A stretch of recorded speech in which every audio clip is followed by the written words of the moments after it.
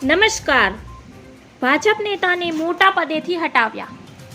સી.આર. પાટીલના એક નિર્ણયથી ભાજપમાં ભૂકંપ જેવી સ્થિતિ ઉદ્ભવી છે. ગુજરાત પ્રદેશ ભાજપના કોષાધ્યક્ષ અને એએમસી પ્રભારી ધર્મેન્દ્ર શાહને તેમની તમામ જવાબદારીઓમાંથી ગુજરાત પ્રદેશ ભાજપ દ્વારા મુક્ત કરવામાં આવ્યા છે.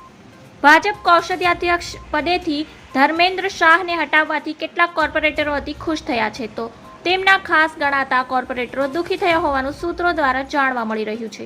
આ કાર્યવાહીથી મ્યુનિસિપલ કોર્પોરેશન વહીવટી વર્તુળમાં ખુશીની લહેર ફરી વળી છે. ધર્મેન્દ્ર શાહને હટાવવા હવે કોઈ પણ હસ્તક્ષેપ વગર કામ કરી શકાશે એવો અધિકારીઓમાં સૂર છે. ધર્મેન્દ્ર શાહની એએમસીની વહીવટી બાબતોમાં પણ સતત હસ્તક્ષેપ હતો.